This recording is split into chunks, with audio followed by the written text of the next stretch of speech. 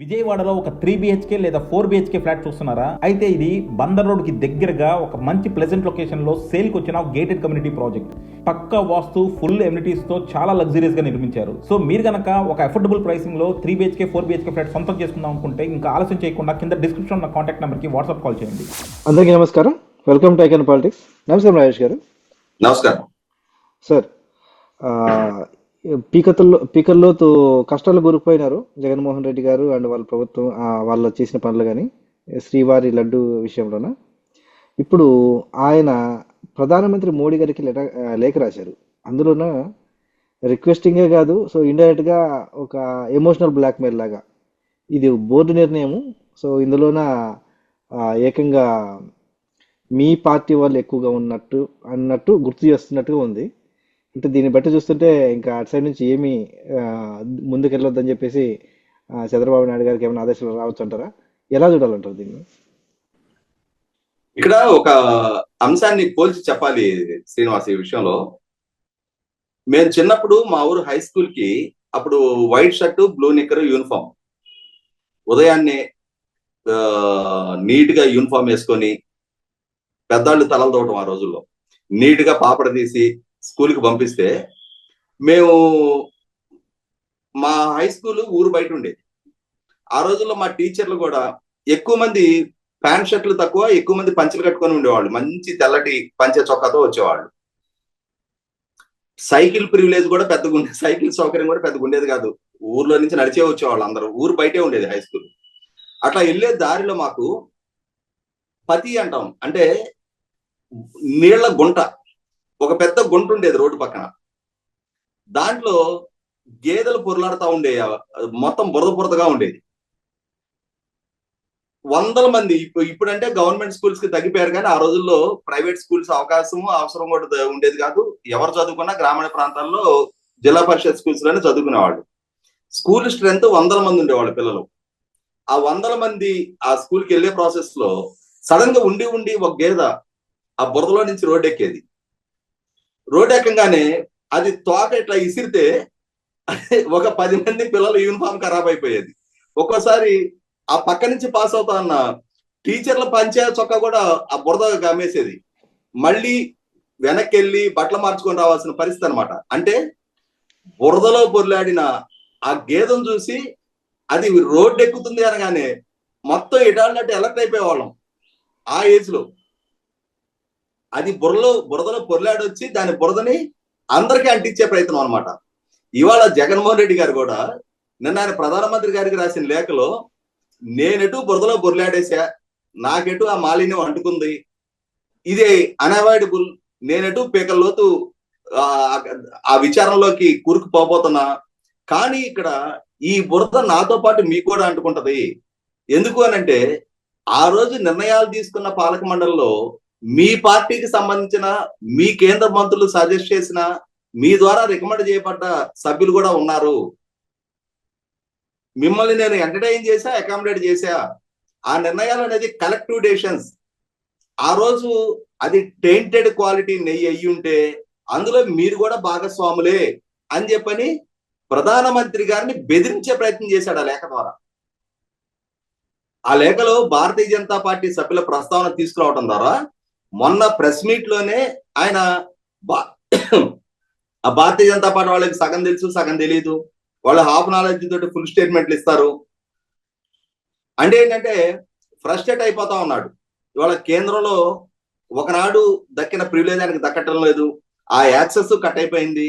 ఇవాళ తెలుగుదేశం పార్టీ, జనసేన కేంద్రంలో, రాష్ట్రంలో భారతీయ జనతా పార్టీ తోటి అధికారిక భాగస్వాములుగా ఉన్నారు, ప్రభుత్వాన్ని నడిపిస్తా ఉన్నారు. ఇటువంటి నేపథ్యంలో ఒకనాడు నాకు దక్కిన ఆదరణ మీ దగ్గర దక్కట్లా, ప్రస్తుతం నేను కష్టకాలంలో ఉన్నా, ఈ కష్టకాలంలో చంద్రబాబు నాయుడు గారు ఇక్కడ విచారణకు ఆదేశిస్తున్న తీరు, ఈ అంశాన్ని ఎక్స్పోజ్ చేస్తున్న తీరు, ప్రజల్లో చర్చనీయాంశంగా మారుతున్న తీరు, దీనికి తానా అంటే తందానా అంటూ జాతీయ మీడియా కూడా నన్ను తప్పు పడుతున్న నేపథ్యంలో నా రెస్క్యూకి మీరు వచ్చి తీరాల్సిందే అని చెప్పని ఒక రకమైన బ్లాక్ మెయిల్ టాక్టిక్స్ కేంద్ర ప్రభుత్వం దగ్గర, ప్రధానమంత్రి గారి దగ్గర ప్రదర్శించే ప్రయత్నం చేస్తా ఉన్నారు. చాలా స్పష్టంగా మనకు అందులో అర్థమవుతుంది అదే. ఇక్కడ మనకు అర్థం కావాల్సింది ఏంటంటే, అంటే నిజంగానే ప్రతి నిర్ణయాన్ని అంటే ఇవాళ పర్చేసింగ్ కమిటీ కానీ లేదు బోర్డు సభ్యుల సమక్షంలో ఇవన్నీ చర్చనీయాంశం చేశారా? అయ్యా రూ. 475 నందిని కంపెనీ నందిని బ్రాండ్ నెయ్యికి వాళ్ళు డిమాండ్ చేస్తా ఉన్నారు కాబట్టి మిగిలిన ఆప్షన్స్ కూడా మేము వర్కౌట్ చేస్తా ఉన్నాం. ఈ వర్కౌట్ చేసే ప్రాసెస్ లో రూ. 319.80కి వేరే ట్రేడర్ ముందుకు వచ్చాడు సప్లై చేయాలి అని చెప్పని బోర్డు ముందు చర్చనీయాంశం చేశారా? బోర్డు సభ్యులు ఓకే పర్వాలేదు, నందిని లాంటి క్వాలిటీ అవునో కాదో నిర్ధారణ చేసుకొని వీళ్ళకి మీరు కాంట్రాక్ట్ ఇవ్వమని చెప్పారా? ఆ మినిట్స్ ఒకసారి బయట పెట్టమనండి. లేదు అసలు క్వాలిటీతో సంబంధం ఉంది, స్వామివారి ప్రసాదం ఏ క్వాలిటీ నెయ్యితో తయారు చేసినా తీసుకోవడానికి భక్తులు మేము మాకు వద్దు అని అంటే కదా తయారు చేసి మనం భక్తులకు అవే పంపిద్దాం, అవే వితరణ చేద్దాం. మీరు ఎంత తక్కువకి వచ్చేవాడు ఉంటే వాడినే మీరు కాంట్రాక్ట్ కుదుర్చుకోమని చెప్పని బోర్డు ఆమోదం తెలిపింది ఎవరికి? అసలు బోర్డులో ఇది ఒక ఎజెండాగా చర్చనీయాంశం చేశారా? బోర్డు సభ్యుల దృష్టికి వాళ్ళ నాలెడ్జ్ లో రూ. 319 టెయింటెడ్ క్వాలిటీ నెయ్యి మాత్రమే సప్లై అవుతుంది, క్వాలిటీ నెయ్యి ఆ రేటుకి అందివ్వటం సాధ్యం కాదు అనే వాస్తవాన్ని బోర్డు సభ్యుల దృష్టికి తీసుకెళ్లారు. వాళ్ళకి అసలు అది నాలెడ్జ్ లో ఉందా?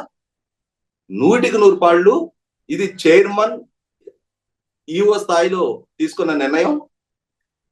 మనం అసెంబ్లీలో చూస్తూ ఉంటాం కదా, చాలా బిల్స్ మూజువాణి ఓటుతో ఆమోదం తెలుపుతూ ఉంటారు. అంటే చర్చ జరగదు, లోతుపాతుల గురించి సభ్యులకి వివరాలు అందిరు. మొక్కుబడిగా అసెంబ్లీ బడ్జెట్ కూడా మూజువాణి ఓటుతో ఆమోదం పొందుతూ ఉంటుంది. సరైన చర్చ జరగకుండానే ఏదో ఒక వివాదం చెలరేగుద్ది, ఆ వివాదం మీద ఆందోళన చెలరేగుద్ది, సభ కాలం హరించబడుతుంది.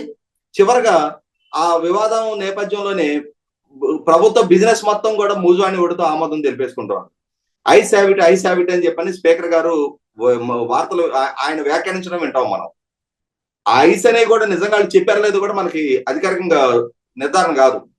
అదే విధంగా ఇవాళ బోర్డులో కూడా చాలా మంది సభ్యులకి వాళ్ళకి సంబంధించిన దర్శనాలు, అకామిడేషను, వాళ్ళ మర్యాదలు వీటికే ప్రాధాన్యత ఇచ్చారు తప్ప బోర్డు పరిపాలనాపరమైన అంశాల పట్ల ఏ సభ్యులు కూడా అంతగా పరిగణలోకి తీసుకోలేదు. అంత డెమోక్రటిక్ గా చర్చ జరగలేదు అనేది వాస్తవం. జరుగుంటే నిజంగానే ఏ రాజకీయ పార్టీకి సంబంధించిన సభ్యుడైనా సరే, ఇంక్లూడింగ్ వైసీపీ వాళ్ళు ఎక్స్క్లూడ్ ఆ స్థాయిలో విధాన నిర్ణయాలు తీసుకుని ఒకళ్ళిద్దరు తప్పించేస్తే వైసీపీకి సంబంధించిన కీలక నాయకులు కూడా పర్చేసింగ్ కమిటీలో ఉన్నారు ఆ రోజు. వాళ్ళు కూడా ఈ క్వాలిటీ గురించి కనుక ప్రస్తావన వస్తే ఎట్టి పరిస్థితుల్లో అంగీకారం తెలిపే ఆస్కారమే లేదు. ఎందుకంటే ఎంత కాదనుకున్నా, ఎంత పార్టీ లాయల్టీ ఉన్నా, ఎంత జగన్మోహన్ రెడ్డి గారు ఆదేశం అయినా సరే వాళ్ళకు కూడా సెల్ఫ్ కాన్షియస్నెస్ అనేది, ఆ స్పిరిచువాలిటీ భావనలు ఎంతో కొంత ఉంటాయి. వాళ్ళు కూడా ఆమోదం తెలపరు. విషయాలన్నీ డార్క్ లో పెట్టేసి మనం నిర్ణయం తీసేసుకున్నాం అంటే, మనకి ఒక దీంట్లో కన్యాశుల్కం సినిమాలో డైలాగ్ ఉంది కదా, తాంబూలాలు ఇచ్చేసాం తనుకు చావండి అని చెప్పని. అలాగే ఇందులో కూడా మేము నిర్ణయం తీసేసుకున్నామంటే ఆ మూజువాణి ఓటుతో ఆమోదం తెలిపేశారు సభ్యులందరూ. కానీ వాళ్ళ జగన్మోహన్ రెడ్డి గారు ఏమంటున్నారంటే మీరు కూడా భాగస్వాములు నిర్ణయంలో అని చెప్పని. అదే జగన్మోహన్ రెడ్డి గారు గుర్తించాల్సింది ఏంటి అంటే, అమరావతిని రాజధానిగా నిర్ణయం తీసుకున్న సభలో జగన్మోహన్ రెడ్డి గారు కూడా భాగస్వామి. ఏకగ్రీవంగా ఆమోదం తెలిపిన ఆ తీర్మానంలో జగన్మోహన్ రెడ్డి గారు కూడా భాగస్వామి. కానీ జగన్మోహన్ రెడ్డి తర్వాత ఎలా వ్యవహరించాడు అమరావతి విషయంలో? కానీ ఇవాళ ఏం చెప్తున్నాడంటే ప్రధానమంత్రి గారిని ఎమోషనల్ గా బ్లాక్మెయిల్ చేస్తా ఉన్నాడు. మేము బురదలో కూరుకుపోయి ఉన్నాం కాబట్టి మా బురద మీకు కూడా అంటానికి ఆస్కారం ఉంది కాబట్టి మీరు ఎలా అయినా సరే ఇప్పుడు మీ భాగస్వామిగా కొనసాగుతున్న మిత్రపక్షంగా ఉన్న చంద్రబాబు నాయుడు గారిని కట్టడి చేయండి అని చెప్పని అన్యాపదేశంగా ప్రధానమంత్రి గారికి తెలియజేస్తా ఉన్నాడు. అంటే ఇవన్నీ జాతీయ స్థాయిలో చర్చనీయాంశంగా మారినాయి. జగన్మోహన్ రెడ్డి వైఖరి అనేది చర్చనీయాంశంగా మారింది. ఈ విధమైన బెదిరింపులకి జగన్మోహన్ రెడ్డి కనుక దిగే ఆస్కారం ఉంటే ఎంతటి స్థాయిలో ప్రధానమంత్రి గారు బెదురుతారో కూడా చూడాలి మనం. చూద్దాం సార్. అంటే రాజ్యసభలో వాళ్ళ అంటే బలం తగ్గిన తర్వాత ఇలాంటి బెదిరింపులు పనిచేస్తాయో లేదో మరి. అందులోనూ ఆర్ఎస్ఎస్ కూడా ఈ విషయంలో కాస్త సీరియస్ గానే ఉన్నట్టుగా ఉంది.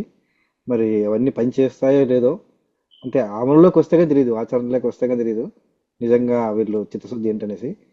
లేదంటే ఈ బెదిరింపులు చూసైనా సరే కేసుల విషయంలో కాస్త ముందుకెళ్తారా లేదా అనేసి.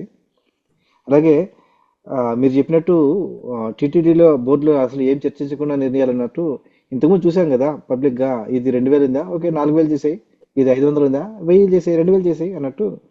అక్కడ 1000 రూపాయలు కొట్టినావా నెయ్యిని, వదిలే 200 చేసే అన్నట్టు ఉంది. మరి అలా ఉన్నాయి నిర్ణయాలు. ఇలా చేస్తే వెనక ముందు ఆలోచించకుండా చేస్తే ఇలాగే ఉంటాయి. ఇక ఆ వెంకటేశ్వర స్వామి ఖచ్చితంగా తన మీద పడ్డ మచ్చని, అంటే అక్కడ జరిగిన అన్యాయాన్ని మళ్ళీ ఆయనే పూడ్చుకునేసి మళ్ళీ ఆయన తిరిగి ప్రభావాన్ని కూడగట్టుకోవాలి. చూద్దాం సార్. ధన్యవాదాలు.